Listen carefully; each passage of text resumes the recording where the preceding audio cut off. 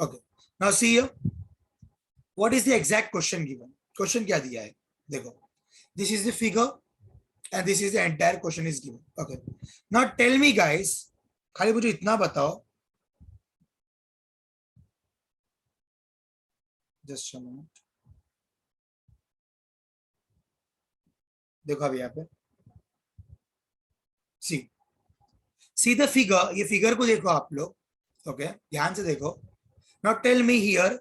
AB and AC is congruent. Yes or no? They both are coming two lines. On AB also two line is there and AC also two line is there. So I can say that in triangle ABC, AB is congruent to AC and it is given. Any doubt till here? In triangle ABC, AB is congruent to AC. I told you guys, अगर दो side congruent रहेगा तो उनके angles भी कैसे रहेंगे? उसके angles भी congruent रहेंगे. तो उसके एंगल कौन कौन है ये देखो, x और 50. क्या क्या एंगल्स है? x और 50. So I can say that x is equals to 50. Yes or no? Reason will be isosceles triangle theorem. Reason will be isosceles triangle theorem. यहां तक कोई प्रॉब्लम है तो बताओ. सिंपल गाइस, एक ट्रायंगल था, टू साइड्स आर कॉन्ग्रुएंट, उसके opposite angles भी क्या हो गए? कॉन्ग्रुएंट हो गए. एनी डाउट, एनी शंका till here? Shall we move ahead? Okay. Now see here this triangle, ये वाला DBC, in triangle DBC. Now in triangle DBC, what are the congruent sides guys? See ये और ये congruent है, DB and DC. So I can write DB is congruent to DC. किसने बोला? हाँ, given भाई ने बोला है. तो who have told? Given told, right? Now tell me, अगर DB और DC is equal, so what will be the angles? कौन से एंगल्स इक्वल रहेंगे? इसके ऑपोजिट है y, इसके ऑपोजिट है 60. So I can say that y is equals to 60 degree. Yes or no students? What will be the reason? Same, isosceles triangle theorem. Got it guys? हम लोग ने दोनों triangles के एंगल्स को निकाल दिए. यहां तक कोई डाउट है तो पूछो मुझे फटाफट. We have found out the both the angles now. We have found out x equals to 50 and y equals to 60. Okay, till here any doubt? यहां तक कोई डाउट है? Then let me know fast guys. No. So kindly take the screenshot till here fast. जल्दी यहां तक screenshot निकालो, मैं आगे का सिखा रहा हूं. Kindly take the screenshot. Done? Screenshot done? Okay. So I'm deleting it now because I hope screenshot is done. Okay. Now tell me, we have got x का value as what? हमको x क्या मिला? X is 50 and y is 60. Okay. Now tell me, we have to find angle ABD. So I will write angle ABD. Now ABD is this entire angle, right? ABD तो ये पूरा angle हो गया guys. Yes or no students? आज मुझे chat box बहुत ठंडा दिख रहा है. I am not getting the reply from your side. Only some students are giving the reply. Are you active or not? कैसे आप लोग सो रहे हैं आज? Okay, so entire angle ABD निकालना है मुझे. What is ABD angle? देखो ये अक्खा एंगल जो ABD है वो क्या है? x and 60 है. So I can write x plus 60. Got it till here? X plus 60. We are adding ना, जिसको हम लोग क्या बोलते हैं? Angle addition what? Postulate. This we have studied ना guys. ये हम लोग ने पढ़ चुके हैं angle addition postulate. Now what is x guys? X is 50 plus what is 60? 60 as it is. Okay, so 50 plus 60 is how much? 110 degree. So we got angle ABD is 110 degree. This is angle ABD. Okay, any doubts still here? Okay, then now we will move towards angle ACD. देखो ACD, we have to find ABD and ACD ना. ABD हो गया, अब ACD निकालेंगे हम लोग. See, what is ACD guys? What is ACD? This entire part is ACD.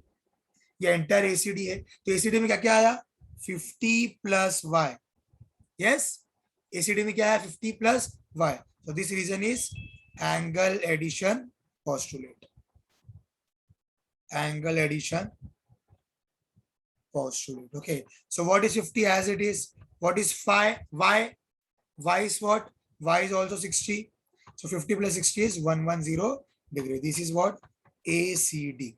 Okay guys, I hope बहुत simple था ये. Kindly take the screenshot of this part. We have studied in the previous part only. What is the formula of median का theorem? Median का theorem का formula था length of median equals to half into length of hypotenuse. So I will start the lecture now. See here. Solution is what? It is given. Length of hypotenuse of right angle is what? 15.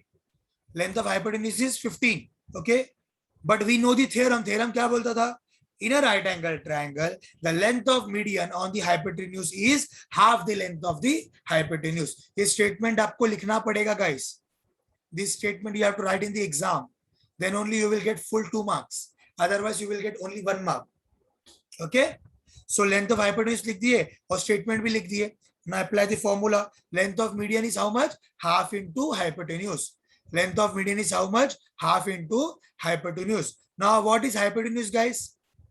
It is given in the question of 15. So hypotenuse is 15. So half into 15 we will get. So half 15 is how much? 15 का आधा कितना हुआ? Yes, you are right. It's 7.5. So the answer is 7.5. Finally, you will write the answer. Length of median of hypotenuse is 7.5 units. Okay, because unit is not given, na centimeter है कि metre है, हम लोग units लिख देंगे इसमें. Any doubt, any शंका guys? Let me know. बहुत सिंपल है guys, बहुत सिंपल है. Now in this part, first important part is आपको मीडियन के बारे में कुछ जानकारी हासिल करनी पड़ेगी. आपको पता करना पड़ेगा कि मीडियन बेसिकली करता क्या है. नाउ सी, देखो, I told you in a triangle A B C, A से एक मीडियन जाएगा, कहां पर जाएगा? उसके ऑपोजिट साइड में. सो I can say A D. Okay, ये मेरा क्या होगा? एडी हो गया. एडी एक मीडियन हो गया. अगर बी से गया तो कहां पर जाएगा? एसी पे जाएगा. ऐसा मैं इसको एफ बोल रहा हूं, B F. Okay, similarly median कहां से जाएगा? सी से भी जाएगा.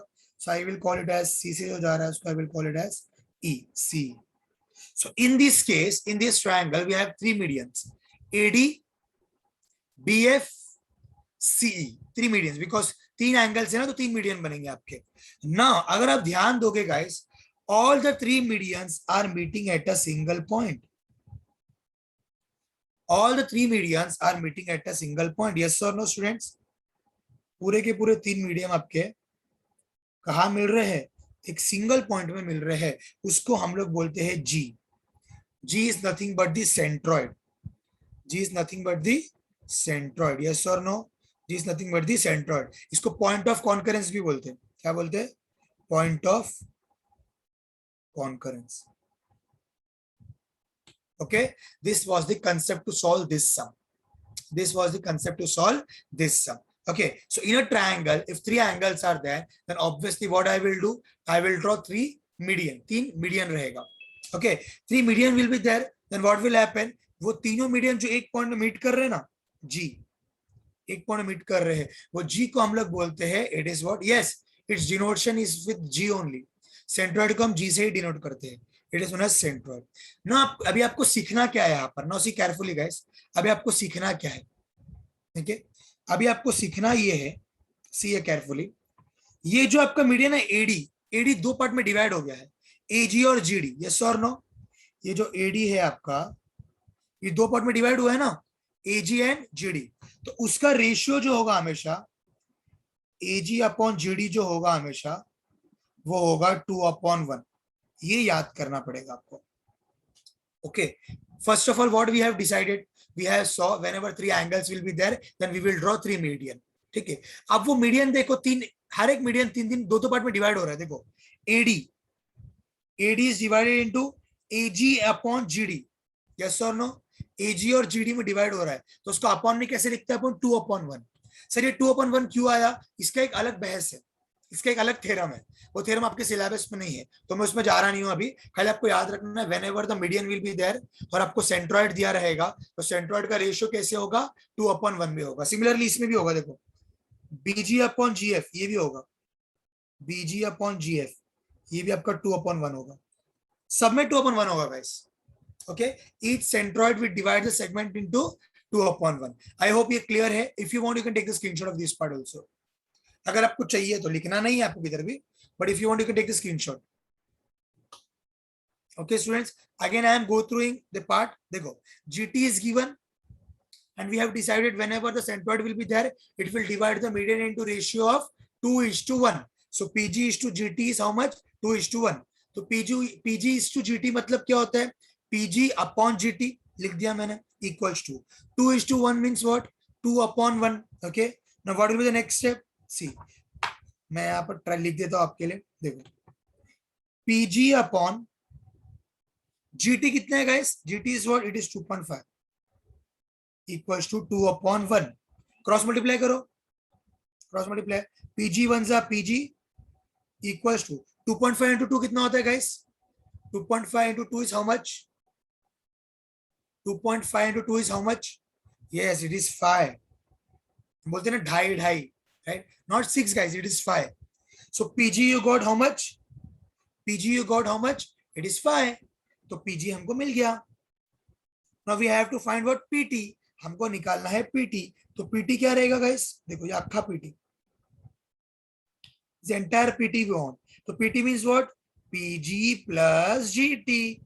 सिंपल ना, PT क्या रहेगा, right, PT will be PG plus GT. So what will be PG guys, PG is how much, it is 5 plus what is GT guys, GT क्या है आपका, it is 2.5. So 5 plus 2.5 is how much, fast जल्दी बोलो फटाफट बोलो, 5 plus 2.5 is how much, yes it is 7.5. So you got PT as 7.5. Is it so simple students? So kindly take the screenshot, solution का screenshot निकाल लो, देखो fast guys, take the screenshot of this sum.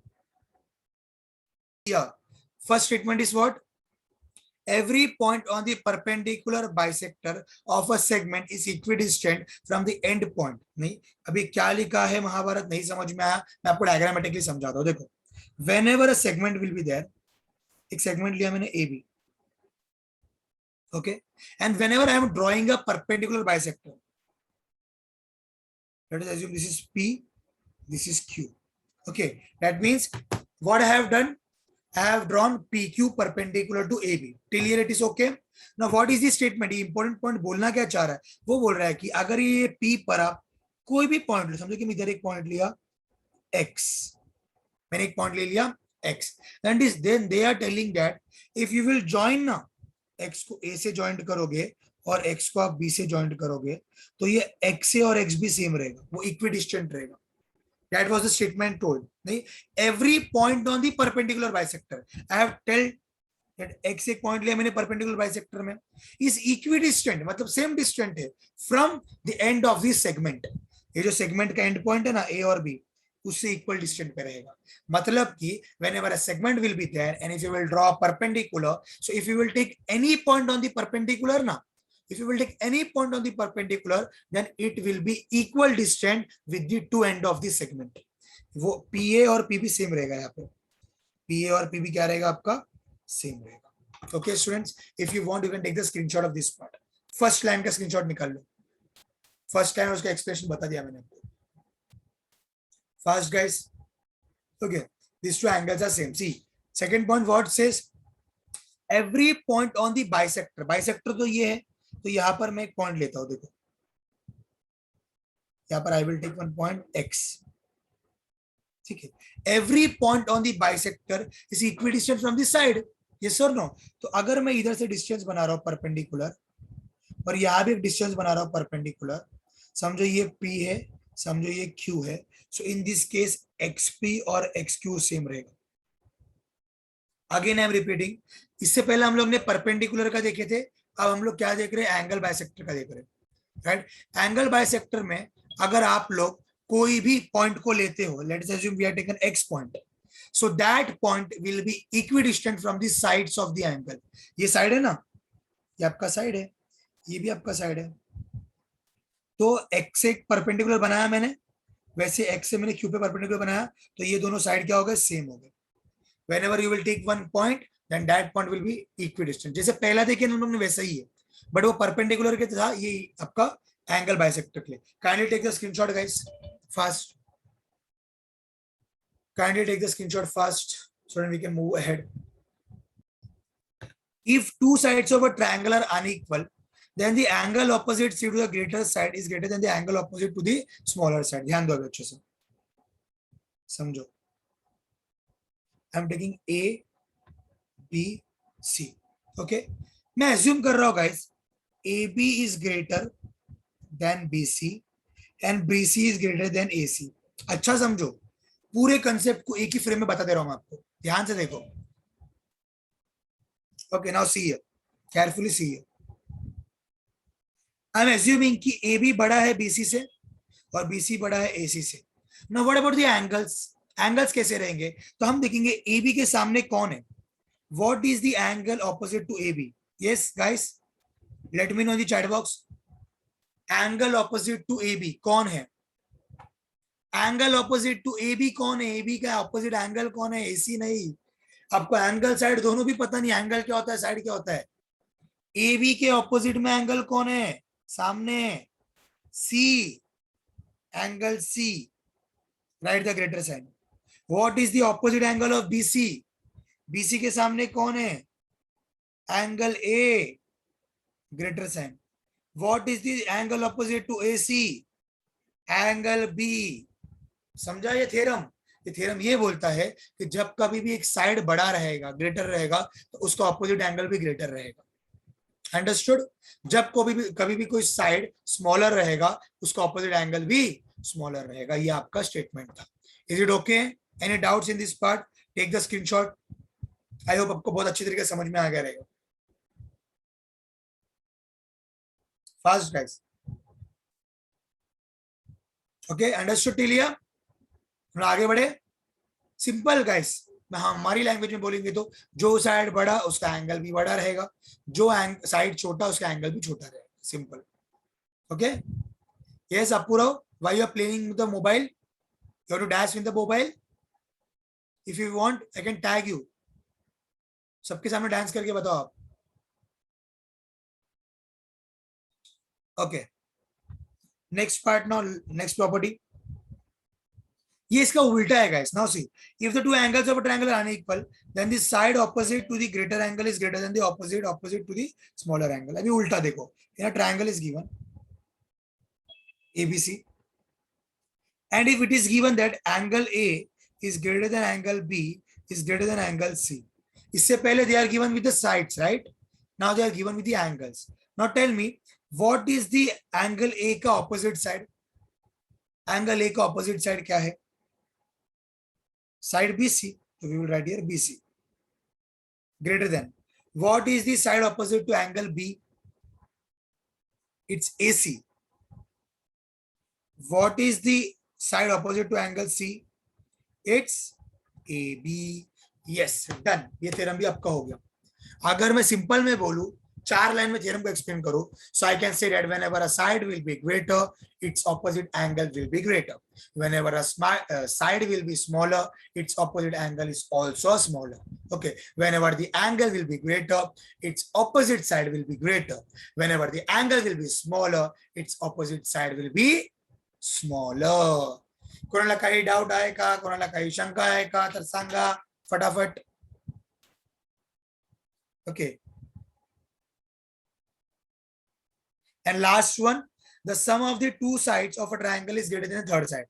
Now what they are given, if first triangle is there, A, B and C, if we will add any of the side now, let's example AB plus BC अगर मैं ले रहा हूं, this is the two sides ना, तो obviously ये दोनों का एडिशन तीसरे से बड़ा ही रहेगा। यस और no? For example I will consider Swananda and Rajesh. Okay, Swananda Kulkarni and Rajesh Kate. Okay, if ये दोनों को हम लोग ऐड कर लेते हैं तो ऑब्वियसली ऑब्वियसली ओम की ताकत से ज्यादा ही रहेगा ना इन लोग, ओम शिरके की ताकत से ज्यादा ही रहेगा, ऑब्वियस है वो तो।